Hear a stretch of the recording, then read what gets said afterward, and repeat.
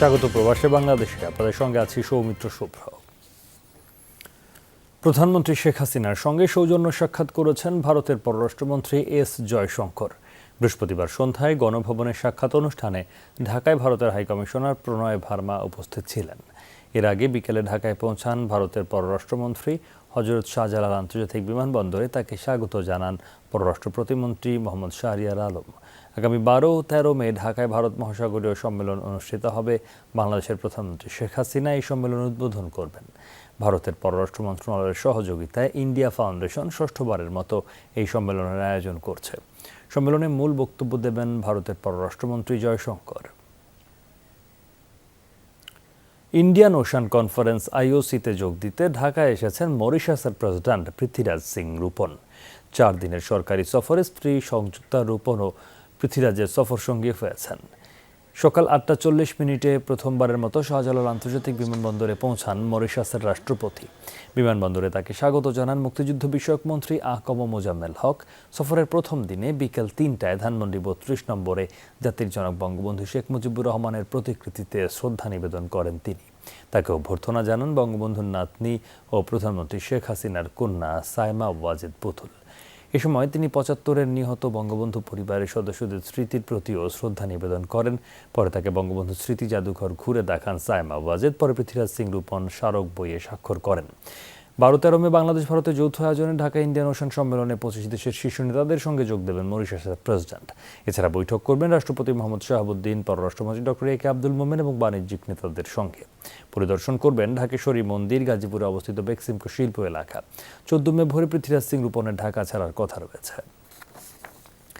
কাতারে দোহার বিন মাহমুদ এলাকায় যাত্রা শুরু করল বাংলাদেশি মালিকানাধীন প্রতিষ্ঠান আগুরা সুপারমার্কেটের দ্বিতীয় শাখা। উদ্বোধন করেন প্রতিষ্ঠানের উদ্যোক্তা শামসুল আরেফিন। উদ্বোধনী আয়োজনে প্রধান অতিথি ছিলেন বৃহত্তর ঢাকা সমিতির সভাপতি মোহাম্মদ শাহ আলম। বিশেষ অতিথি ছিলেন বাংলাদেশ কমিউনিটির সভাপতি আনোয়ার হোসেন আকন, ওমর ফারুক চৌধুরী, ফেনী সমিতির সভাপতি এম শাখাওয়াত খান, মোহাম্মদ আবুল হাশেম। এছাড়াও বাঙালি কমিউনিটির নেতৃবৃন্দ সহ উপস্থিত ছিলেন স্থানীয় প্রবাসীরা। স্বাগত বক্তব্যে প্রতিষ্ঠাতা শামসুল আরেফিন বাংলাদেশি পণ্য স্বল্প মূল্যে প্রবাসীদের কাছে পৌঁছে দেওয়ার আশাবাদ ব্যক্ত করেন। যুক্তরাষ্ট্রের ওয়াশিংটন ডিসিতে সংবাদ সম্মেলন করেছে বৃহত্তর নোয়াখালী জাতীয়তাবাদী ফোরাম। সম্মেলনে খালেদা জিয়ার নিঃশর্ত মুক্তি, বিএনপি নেতাকর্মীদের মিথ্যা মামলার হয়রানি বন্ধ সহ আগামী নির্বাচন তত্ত্বাবধায়ক সরকারের অধীনে হওয়ার দাবি জানানো হয়। এতে সভাপতিত্ব করেন নাইম টুটুল, পরিচালনা করেন আহমেদ সালে রুমেল।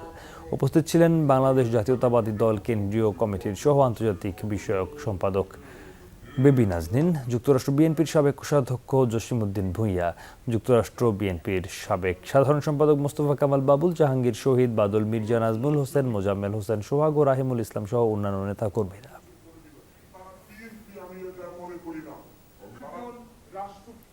মালয়েশিয়ার আইটেক্স আন্তর্জাতিক বিজ্ঞান ও উদ্ভাবনী প্রযুক্তি প্রতিযোগিতায় অংশ নিয়েছে বাংলাদেশ। বাংলাদেশ থেকে প্রতিনিধিত্ব করছে দেশের বেসরকারি 5টি উদ্ভাবনী প্রযুক্তি প্রতিষ্ঠান। বাংলাদেশ দলের কারিগরি পরামর্শকের ভূমিকা আছে সরকারের ICT বিভাগের ডিজিটাল বাংলাদেশ গড়ার প্রকল্প A2Y। রাজধানী কুয়ালালামপুরের এক কনভেনশন সেন্টারে 2 দিনব্যাপী আয়োজন করা হয়েছে প্রতিযোগিতার। মালয়েশিয়ায় নিযুক্ত বাংলাদেশের হাই কমিশনার মোহাম্মদ গোলাম সারওয়ার বাংলাদেশ দলের ভেন্যু পরিদর্শন করেন এবং বাংলাদেশের 5টি বুথ উদ্বোধন করেন। আন্তর্জাতিক এই আয়োজনে বাংলাদেশ দলের সাফল্য কামনা করেন বাংলাদেশের হাই কমিশনার।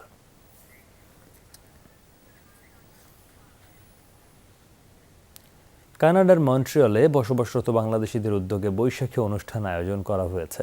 এছাড়া আয়োজক সংগঠন বাংলাদেশ সোসাইটি অব মন্ট্রিয়ল 1.5 যুগ পূর্তি উপলক্ষেও হয় এই আয়োজন। এতে অংশ নেয় কয়েকশো প্রবাসী বাংলাদেশি। আয়োজন সঞ্চালনা করেন লাভলু আকন এবং ইশরাত আলম। এ সময় শোভাযাত্রা অনুষ্ঠিত হয়, যাতে অংশ নেন নানা শ্রেণী পেশার প্রবাসী। ছিল হরেক রকম খাবার ও কাপড়ের স্টল। এছাড়া আরও ছিল মনোমুগ্ধকর সাংস্কৃতিক অনুষ্ঠান। সঙ্গীত পরিবেশন করেন সঙ্গীত শিল্পী পলিশা অ্যান্থনি, সংগঠনের সভাপতি এজাজ আক্তার তৌফিক এবং সাধারণ সম্পাদক মুহিম আহমেদ। অনুষ্ঠানে অংশ নেয় সকলকে ধন্যবাদ জানানো হয়। যুক্তরাষ্ট্রের লং আইল্যান্ডের সাফক কাউন্টিতে MGQ বাংলাদেশি কমিউনিটিকে সম্মাননা দেওয়া হয়। লং আইল্যান্ডের ব্যাবিলন টাউন কর্তৃপক্ষের উদ্যোগে হয় এই আয়োজন। গেল রমজানে বিপুল সংখ্যক মানুষের জন্য ইফতার আয়োজন সহ বিভিন্ন সামাজিক ও মানবিক কাজের জন্য এই সম্মাননা দেয়া হয়। ব্যাবিলন টাউন হল অডিটোরিয়ামে অনুষ্ঠানের আয়োজন করা হয়। গোলাম ফারুক শাহিনের সার্বিক তত্ত্বাবধানে এতে উপস্থিত ছিলেন ATM আমিন, রহমান শোয়েব, শওকত আলী সহ অনেকে। আরও অংশ নেন বাংলাদেশ কমিউনিটির বিভিন্ন শ্রেণী পেশার মানুষ। ফেয়ার গ্রুপের সহযোগিতা ভুটান বাংলাদেশ সম্পর্কে নতুন দিগন্ত উন্মোচন করেছে বলে জানিয়েছেন দেশটির পররাষ্ট্রমন্ত্রী ডাক্তার তান্ডি দর্জি। বৃহস্পতিবার বনানীতে ফেয়ার গ্রুপের চেয়ারম্যানের কার্যালয়ে সৌজন্য সাক্ষাৎ শেষে তিনি বলেন, ভুটানের তরুণদের দক্ষতা উন্নয়নে ভূমিকা রেখেছে ফেয়ার গ্রুপ। আগামীতে বিনিয়োগ, বাণিজ্য সহ বিভিন্ন ক্ষেত্রে সহযোগিতা বাড়াতে ফেয়ার গ্রুপের প্রতি আহ্বান জানান দেশটির পররাষ্ট্রমন্ত্রী। এ সময় ফেয়ার গ্রুপের চেয়ারম্যান রুহুল আলম আল মাহবুব বলেন, সব দিক থেকে উপযোগী হলে অবশ্যই ভুটানে বিনিয়োগ করা হবে।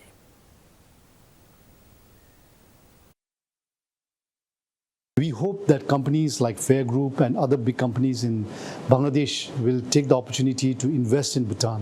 We believe in future, the cooperation between the youth, Yes. cooperation between the agricultural, aspect, and definitely, the what should I say, the big conglomerate between the countries, Yes.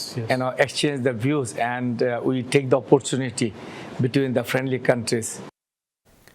Chittagong medical college হাসপাতাল কেন্দ্রে শুরু হয়েছে হজ যাত্রীদের করোনার টিকাদান কার্যক্রম। সকাল থেকে চট্টগ্রামের বিভিন্ন অঞ্চল থেকে আসা হজ যাত্রীদের টিকা দেয়া হয়। হাসনাইন ট্রাভেল অ্যান্ড ট্যুরিস্টের কর্মীরা নিবন্ধন প্রক্রিয়া সহ প্রয়োজনীয় সহায়তা করে। হজ যাত্রীদের প্রত্যেকের জন্য খাবার ও সুপেয় পানি সরবরাহ করা হয়।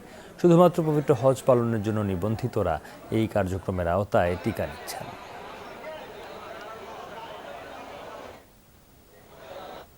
মানুষের চাপে নজিরবিহীন পরিস্থিতি তৈরি হয়েছে যুক্তরাষ্ট্র মেক্সিকো সীমান্তে। মূলত করোনাকালীন আইন টাইটেল 42 শেষ হওয়ার আগে কোনোভাবে যুক্তরাষ্ট্রে প্রবেশের আশায় সীমান্তে ভিড় করছেন তারা। যদিও ট্রাম্পের আমলের বিতর্কিত এই আইনের মাধ্যমে বিপুল সংখ্যক আশ্রয় প্রার্থীকে ফেরত পাঠিয়েছে মার্কিন প্রশাসন। তবে অনেকের মতে বাইডেনের নতুন অভিবাসন নীতি আরও কঠোর হতে যাচ্ছে। মেক্সিকো থেকে অভিবাসন প্রত্যাশীরা যেভাবে পারছেন জীবনের ঝুঁকি নিয়ে ছুটছেন যুক্তরাষ্ট্র সীমান্তে।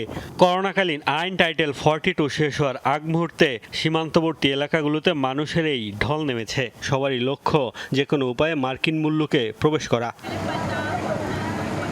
ট্রাম্পের আমলে কার্যকর হওয়া জনস্বাস্থ্য বিষয়ক টাইটেল 42 আইনটি প্রয়োগ করে অন্তত 28 লাখ আশ্রয় প্রার্থীকে আবেদনের সুযোগ ছাড়াই মেক্সিকো সীমান্তে আটকে দেওয়া হয়।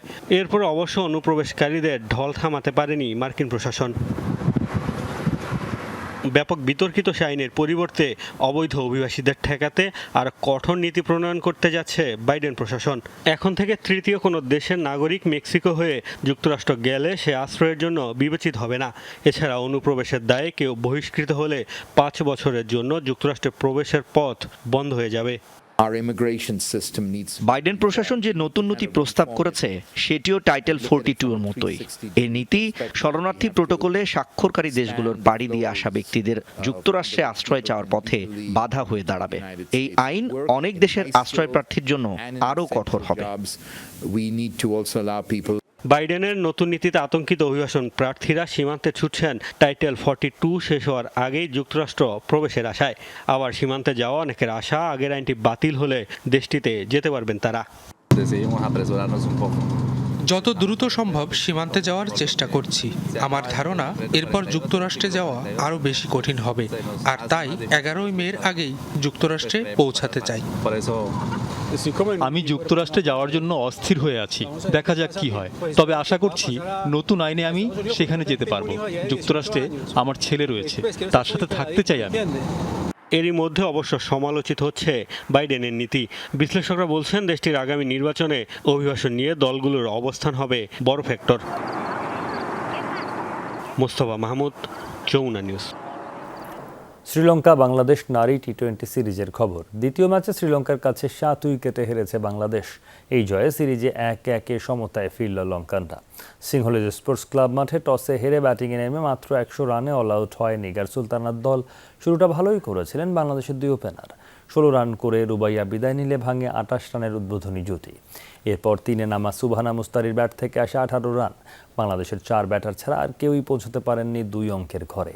অপরদিকে ছোট লক্ষ্য তাড়া করতে নেমে উড়ন্ত সূচনা পায় শ্রীলঙ্কা। উদ্বোধনী জুটিতে জয়ের ভিত গড়ে দেন 2 ওপেনার। লঙ্কার অধিনায়ক 27 রান করে বিদায় নিলে ভাঙে 43 রানের জুটি। শেষ পর্যন্ত হার্ষিতার 29 ও কাভিসার 20 রানে ভর করে 3 উইকেট হারিয়ে জয়ের বন্দরে পৌঁছে যায় শ্রীলঙ্কা। আফ্রিকার দেশ কঙ্গোয় চলমান বন্যা, ভূমিধসে প্রাণহানি বেড়ে দাঁড়ালো 426 জনে।